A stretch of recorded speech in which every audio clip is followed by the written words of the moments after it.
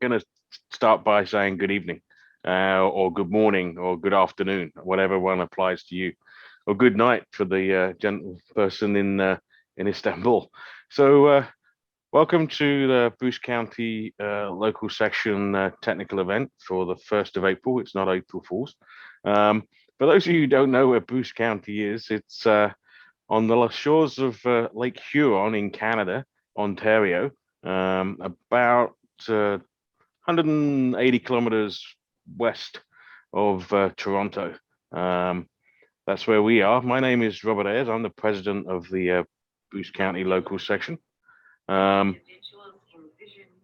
and and tonight's event is we're pleased to welcome John Hollmann to come and present to us tonight. Just going to go through a couple of protocols. John's going to do a presentation. He's going to speak for about, as he said, 40 to 45 minutes. If you have questions, he's going to answer those at the end. So what I recommend for you to, what I would like you to do, sorry, is to post any questions as you go through into the Zoom chat. I will moderate those at the end of the presentation for John and go through those one by one. And then obviously we'll open it up to the floor for questions if we have time at the end here.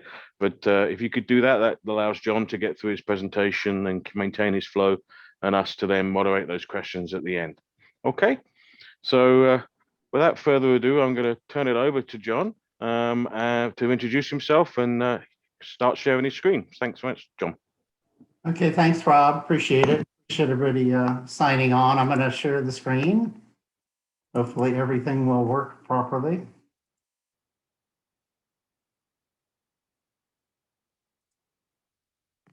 Do you see a slide? It says validation. Yes, we can. We have the screen. Hopefully everyone else can too. Okay, this is a presentation I've done quite a bit over the last some years. I published a book called Project Risk Quantification, and I've been speaking about that book and the contents and the practices therein for quite a while. So I'm hoping if some of you might have seen some of this before, and apologize, but I'm still finding a lot of folks that have not been exposed to the content. I did add some content to this presentation because the Bruce section, most of the members, I believe, work for the Bruce power.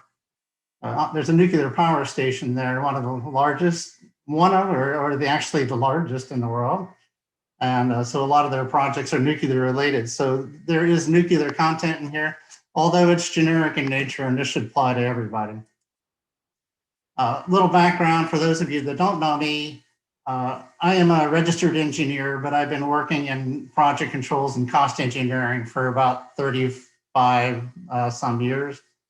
I've got a wide variety experience.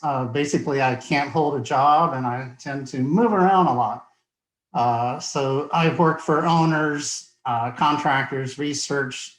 I've been in the nuclear industry and the nuclear waste side.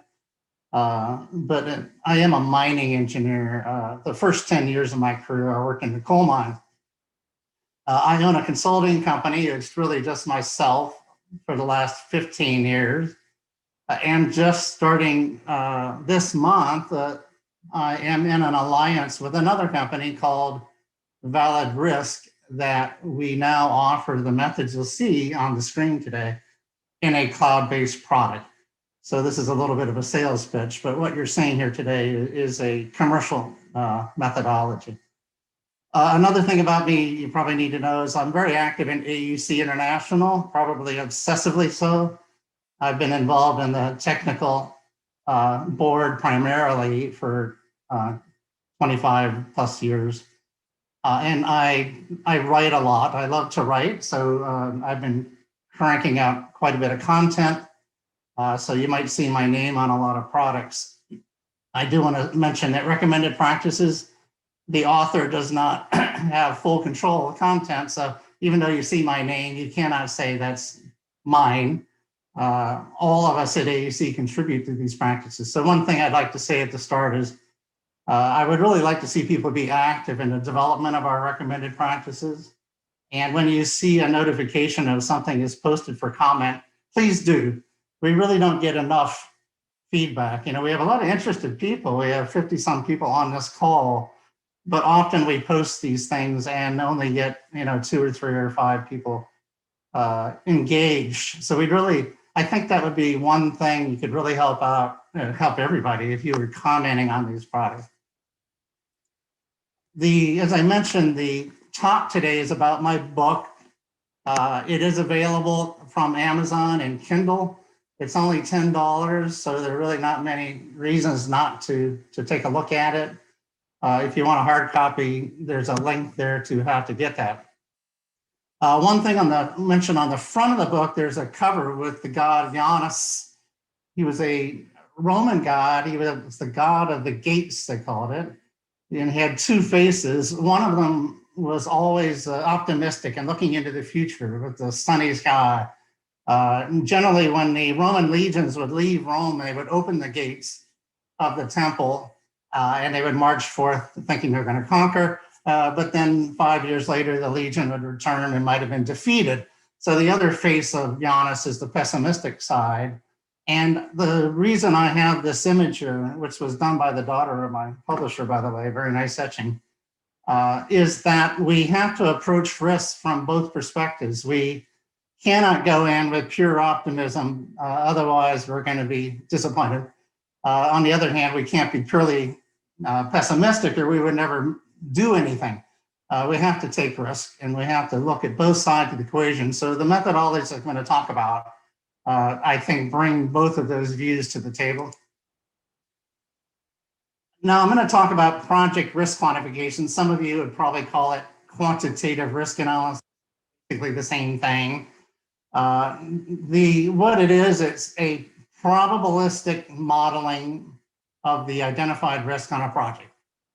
The key word is probabilistic. We're not really doing risk analysis unless it is probabilistic because we're dealing with uncertainty, things that we're not sure about.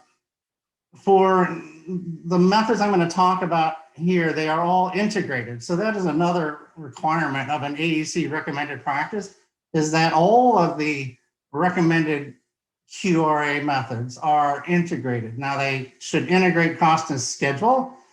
Cost and schedule are 2 permutations of the same thing. You cannot look at one without looking at the other because time and cost, you can trade them. And we have to consider that trading.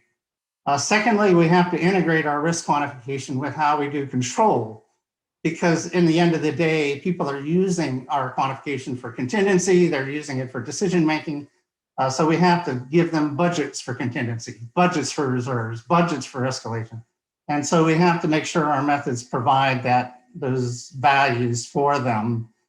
Thirdly, we need to integrate, like I said, with the business. Now, ultimately, that's the most important customer because they're going to use our risk analysis to make decisions. They're going to look at the distribution of cost and schedule. They're going to take the output of that and put it in their net present value models. And if we don't do it right, then we're defeating the whole purpose of coming up with an estimate. Finally, if you're a contractor, you are aware that you're taking tremendous risk in bidding, and so contractors have extremely high interest in this. A little different viewpoint than the owners, but still basically the same concerns and practices. Now, one of the things I talk about is that I, as a consultant and a practitioner, I'm an estimator at heart, is that over the years and decades, I've gotten frustrated by methods that didn't work or were too difficult, or I just could only use them in one or special situations or something. So when I wrote the book and over the years of developing the methods, the criteria I had for them is that they needed to work.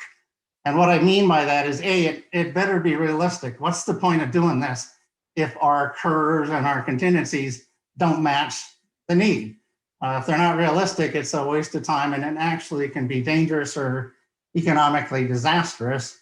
And actually, I had supported research at IPA that found that the most common method we use is, in fact, a disaster because it is so unrealistic compared to the reality that we recommend you don't do that. And we'll talk about that later.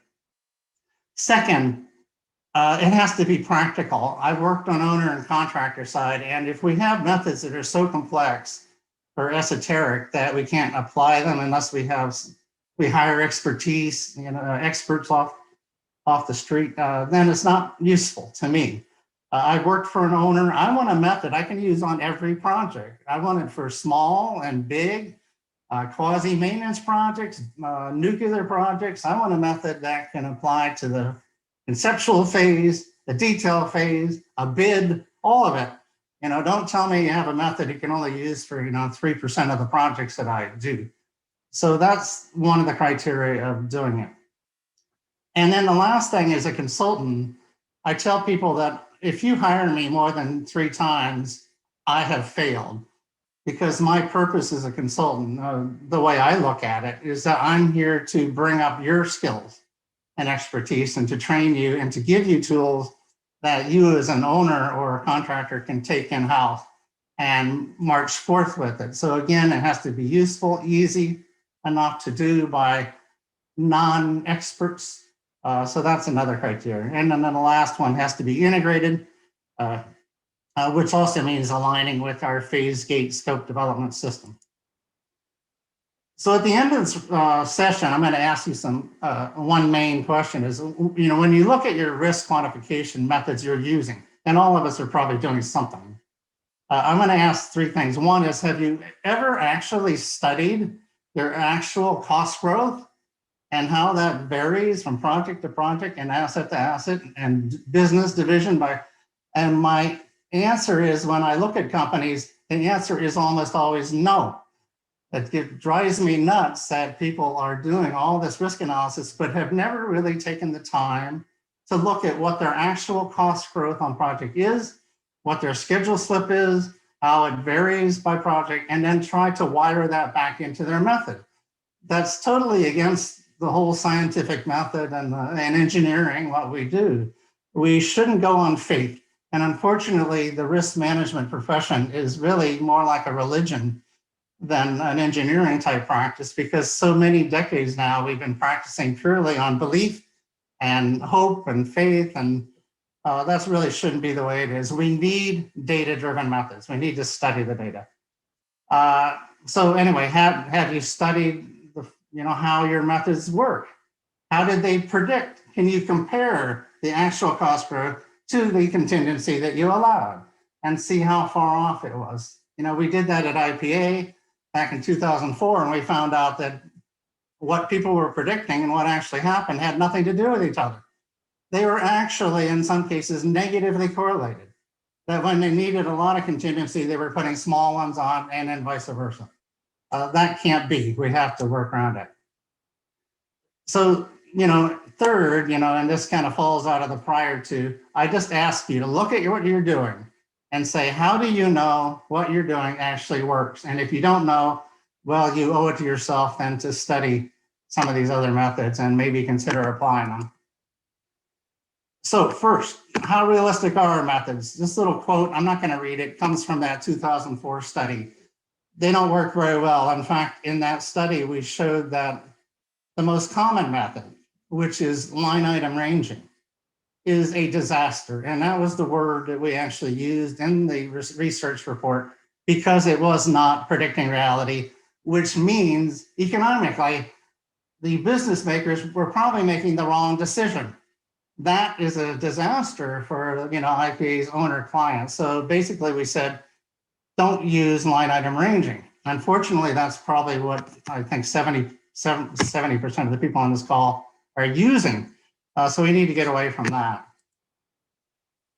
So what are some of the things that cause it to be a disaster? Well, first of all, on this little diagram, this comes from my 2012 paper, which was a meta-analysis of all of the published cost growth studies I could find, and also a combination with my own experience as a professional reviewer of estimate, is that the ranges we're reporting to management on our estimates and contingency analysis typically are about plus 30, minus 10.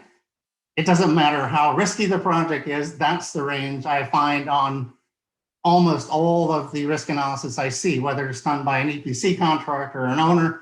whether it's class 5 or class 3, it's all somewhere in that neighborhood.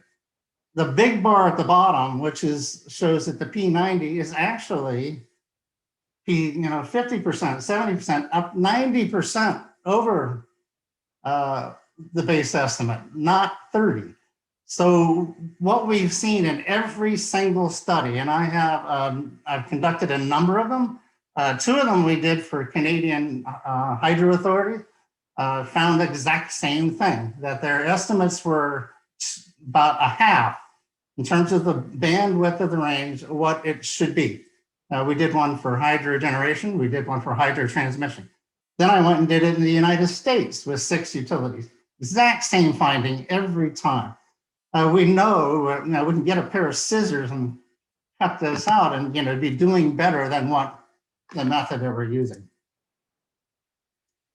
The second thing I want to point out is, and this is an example of one of those studies. This was of the hydropower for a Canadian company. And I circled 2 numbers on there. One is at class 5, the range on how much the cost grew from their base estimate was plus 300 minus 0. How many of you, and when you raise your hands, use plus 300 minus 0 on your class 5 estimate? Nobody, but that was the reality. And then at class 3, which is the inner box, it was plus 50 minus 10 at class 3. And this is the point of sanction. That's how far they were off of the base estimate.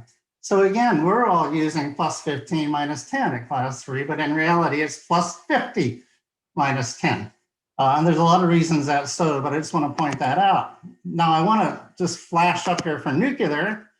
One of those studies that we looked at was on the nuclear industry, and their average was 117% at sanction, not at class 5. So there's something going on in reality that we are simply not capturing in our analysis. There's another thing we're not capturing is the bias that's built into our base estimates. I'm an estimator for a living, and I can tell you every estimate I ever did has been biased. Everybody's biased. They're conservative or aggressive or whatever. And depending upon the direction of the bias of the base estimate, you need more or less contingency. And so the very first step in every risk quantification should be estimate validation to measure how biased your base is. Now, the chart you're seeing on here is the actual cost growth of small project system. And what I want you to notice is the tail of this curve is on the left. So what we know from research is in a small project world, they, as almost a universal rule, overestimate and underrun. And they underrun drastically. You can see on this curve, the left-hand tail is that they're only spending a third of their budget. And there's a whole bunch of reasons for that. I don't want to get into time to get into here, but what we need to recognize is that depending on the project system you're looking at, if it's small project or a large project or super complex, each one has a different profile. Each one has different biases in the way we do estimating and the way we control projects. And we have to recognize and we have to quantify that. Oh, and I want to go back. I guess I can't really flip by it. I had a little nuclear graph on there that just looked just like the figurative illustration. It's no different in nuclear. Now you think nuclear is high tech, it should be a lot of cost growth, but in reality, probably 70% of the projects in a nuclear plant are not really nuclear. They're just a building or repairing some maintenance shop. So anyway, they have the same experience we do. A third problem we have is we don't quantify escalation risk. And escalation is not inflation. Escalation actually has very little to do with inflation. Inflation's in there, but inflation in the last 15 years has been essentially nil. We've only had 1 or 2% inflation. It's meaningless. But in the meantime, escalation has at different times gone absolutely wild. Now, the chart you're seeing is the escalation in 2004 to 2012 in the commodity world. The upper graph is the actual price owners had to pay to get something built. The escalation in price, it went up about doubled, where inflation only went up 15, 20% over that time period. So the problem is that in our estimates, we're only quantifying that lower line, and we're totally ignoring the reality, which is that upper line. Now, the good news is it kind of flattened out at the top. So the last 5 years, it's been flat, but it goes up and down, volatile nature. We have to quantify that. And if we ignore it, again, we're just being totally ridiculous. You know, we can't do that. Now, the escalation is a big issue because finance thinks they own it and they dictate to us, you know, use 2%, which is ridiculous, but we sometimes have to live with that. But we need to know that by ignoring escalation, which is this volatile economic price in our markets for the things we buy, like a generator. You know, you go in the hydropower world, there's only a couple manufacturers, and if there's a demand for those generators, the price of those might double.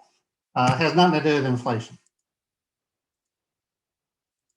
And then we'll kind of move on. We have another problem is that complex projects, when they fail, don't fail like a typical modest sized project. When a mega project fails, they tend to cross over from orderly behavior with just, you know, a 10 or 20% overrun to disorder or chaos or loss of control or a blowout, whatever word you want to put on it. And when you lose control, what happens typically, and this is what we saw at IPA, was that the labor, anything labor related, engineering, construction, indirect, doubles or more. And so the overall cost of the project tends to go up 70, 80% or more. And so we have to have a way of trying to predict this tipping point. When are you crossing over into, this is so complex, so difficult to manage, and we have such a weak system that it may cross over into that.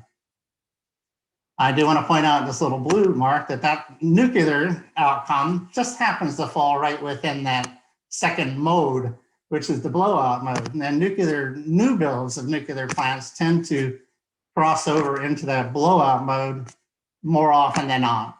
Some of them stay orderly, like the French were pretty good at it 20 years ago, but in the United States, they've all been crossing into that blowout mode or been canceled.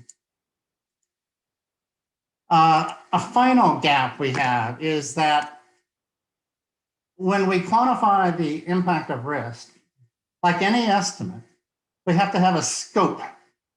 And a lot of the analysis we do out there, we just assign a number to the impact of a risk without having a scope. They go around a table and people say, oh, that risk costs 5 million. It's like 5 million for what? So what we have to do is document for the critical, big, red, nasty risk, what will we do if the risk happens? And that contingency plan, the what will we do is the risk response. It's an ex post response. And that becomes the scope of our risk quantification. We need to have a special session to talk about this big red risk. What will we do if it happens? We've already accepted the risk. It's a residual risk that's there, and we've accepted it.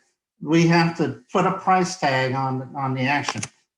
Now, another thing about that is that we can't decide that. It has to be the business person, because that response and the cost of that is so high that it really doesn't belong down in the team's bailiwick to make decisions about it. So we need to bring the business person back into that question.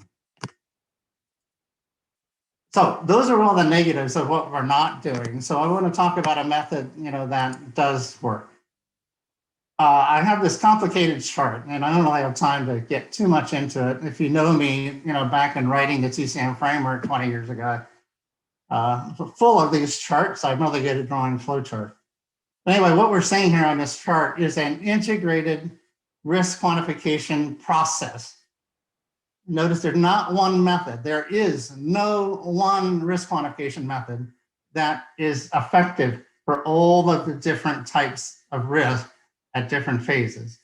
So on the diagram, we're going to march through each of these square blocks of one method feeding into another method, And we're going to talk about what the purpose and intent of each of those steps is, and the methods you have to have in order to do a true project risk quantification.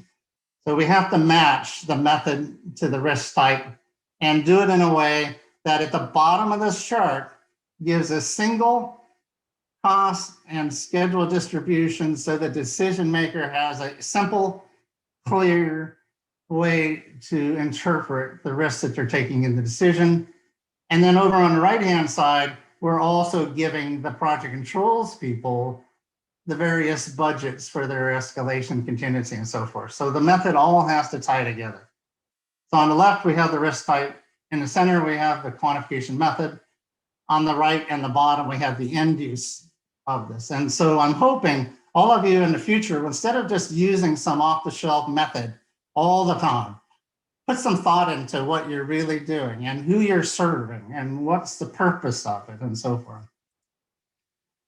So first of all, the first method is parametric modeling. This is an AACE recommended practice 42R08. And the purpose of that method is to quantify what we call systemic risk. Systemic risks are artifacts of your project system. These are, some people would call it inherent uncertainties. What it means is if you have a weak system, you have weak teams, low competency, lack of discipline, immature processes. We all know that if all these weaknesses are present, the outcome of your project is anybody's guess. You know, you're out of control and so forth. So the most important risk driver on projects is not risk events. It is not anything in your risk register. The most important dominant risk on project is the weakness in your project system. And these are very hard to talk about because this has to do with this leadership abilities of your leaders, has to do with the strength of your teams and the ability of the project manager, has to do with the fact that you have a process, you haven't really ironed out the kinks in it. It has to do with you have a contract strategy with 6 contractors that don't get along. All of those things are very hard as engineers to sit around a table and put a number on it. In fact, we cannot do it. So that's where parametric modeling uses research that has correlated all those nasty things to actual cost growth and to actual schedule slip. And it's all there for the taking. The first model developed that was usable was by AACE founder John Hackney in 1952. This has been around forever. And then Hackney was a consultant to the Construction Industry Institute and then to the RAND Corporation and on. And all of them have built these parametric models. So we have the research. We have these models. 2 of them are free in Excel on the AACE 40 attached to 43R08. If you want to try one, it's there for the taking. But I have not found anybody using these. And it drives me bananas because it is the only method that has been shown by research to actually work. But anyway, it's there. So we need to be doing that. I have an example here of another free method I will provide if you ask me for it. But all you have to do in this method is quantify the systemic risk in the yellow blocks there, plug them in, and out comes an answer in the bottom right. There's your distribution. There's no Monte Carlo because all of the research has already demonstrated the correlation of the systemic attribute to the outcome. There you go. And you can apply this to small, big, medium, in between, and it can be calibrated so we can make it match your asset type and project system. Now, I do want to put in my sales pitch. This is all now in a commercial package from Valid Risk if you want to check into that. Second, we have risk events. Now, there are 2 AACE recommended practices to deal with event risks. And these are the things like we run into rock in the soil, we have a flood, we have a hurricane or whatever. We all know what those are. They're events that are specific to the project. And then we would use in a method called expected value, which is a very time-proven method of looking at the probability that the event occurs times the impact expressed as a distribution. The second method is to use critical path method, where we use a risk-driven critical path. We tie the risk to the activities, we cost load the schedule, and we come up with the cost and schedule outcome. Services for English. Press 1. I'm hearing somebody talk. I don't know if I'm going to be on mute. card number found on the front or back of your card. To Can you report go on your the mute, card, please? Yeah, somebody's credit card is calling. Okay, so anyway, the method for that is either expected value or critical path method. And I don't have all of these, the recommended practice. The expected value is 65R, the schedule is 57R. Now we pull together the parametric and either of those two other methods we use the output of the parametric model as risk number 1 in one of these other methods, and Monte Carlo will then pull it all together into a single integrated output. So while there's two methods, they are integrated and they pull together into one outcome. A lot of folks ask me then about systemic risk and how those vary, because one of the major systemic risks is the level of scope definition of a project. And they say, well, when I have a contract bid, does the systemic risk go away? The answer is it doesn't. Because what happens on most projects is after the sanction, once you start executing, the teams start falling apart and the schedule becomes kind of corrupted. Your control, your quantities are no longer confident, and then your systemic risks start to decline. So we need to always do all of these methods. There's no point you can do a risk analysis where you can just set one aside. Okay, third method is escalation risk. Escalation is driven in external risk. A lot of people talk about external risk. This is a market-driven risk where for the bidding situation we're in and the vendors that we're dealing with for the types of equipment we're buying and so forth, what is the current state of the market? Is it hot or cold? Are they bidding competitively, or are they just sending you courtesy quotes that are double what you expected? That is part of escalation. And there are probabilistic methodologies for assessing the potential risk due to the market. Again, I find people are not quantifying escalation risk at all. Finance tells them use 2% a year. End of story. They just use a deterministic approach, and they're missing a big pile of risk, especially if your project is 3 or 4 or 5 years in duration. We all know escalation can really come back to kill you if you have a 1 or 2 year delay at the end of a 7-year project.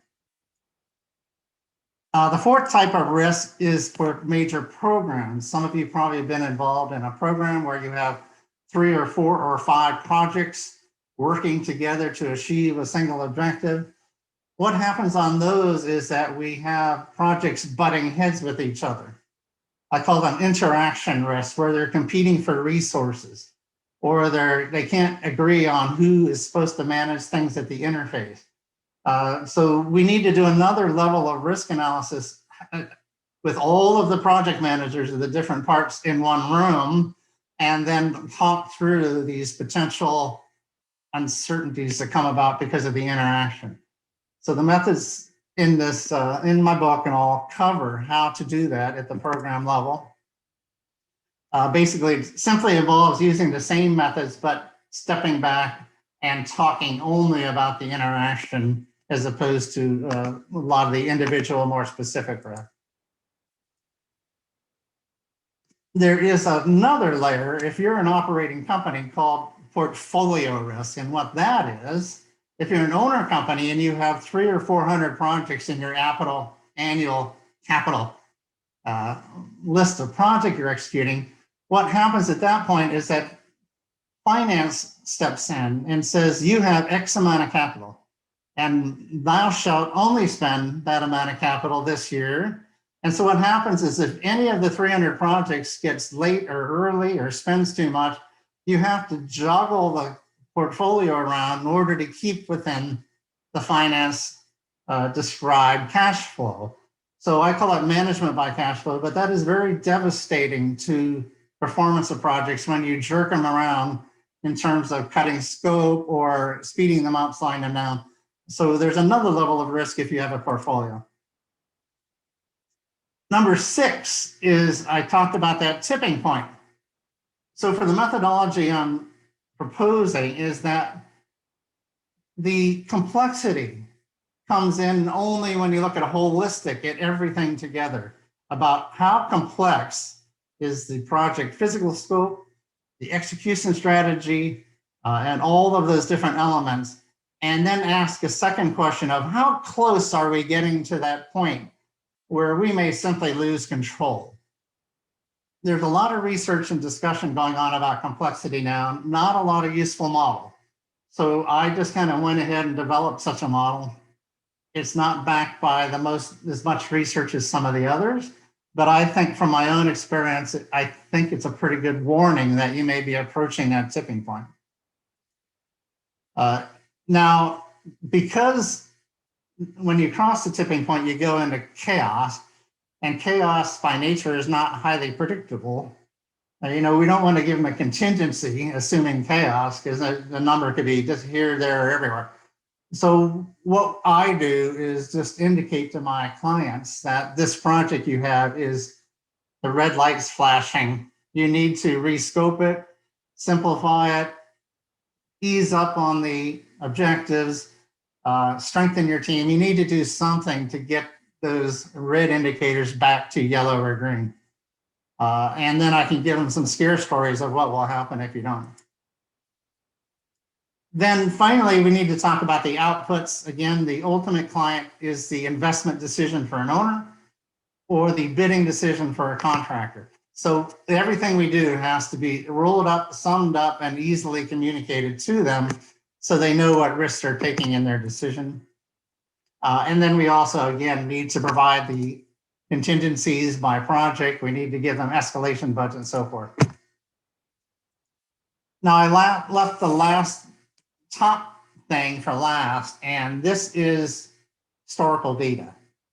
If you look at the AACE recommended practices, all recommended risk analysis practices have to have empiricism associated with it or backing it up.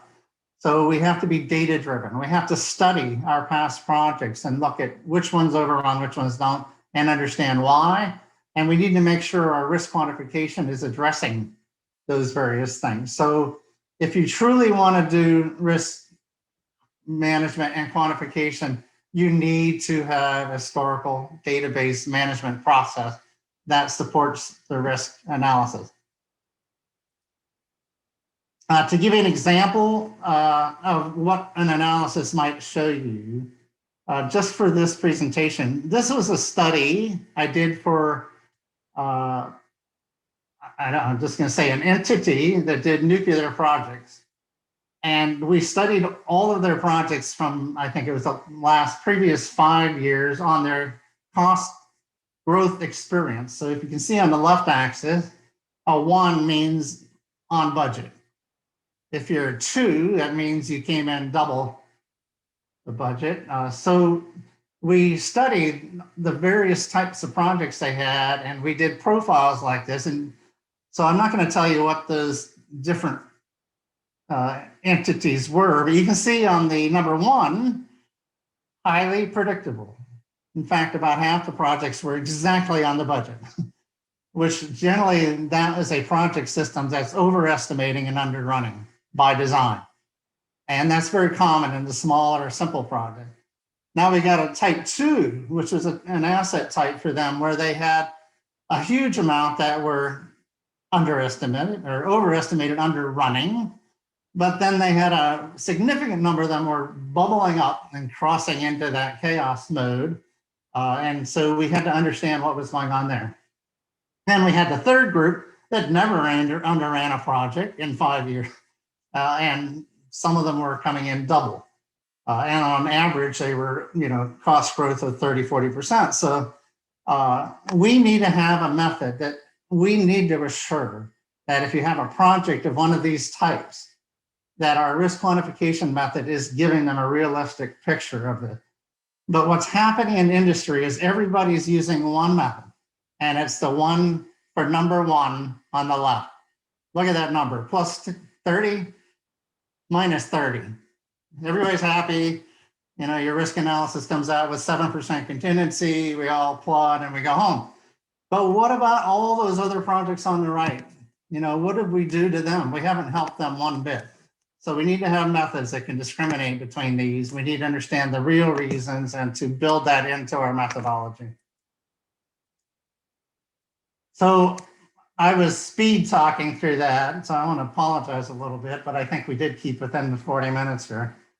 If you're interested more in the topics, everything's in my book.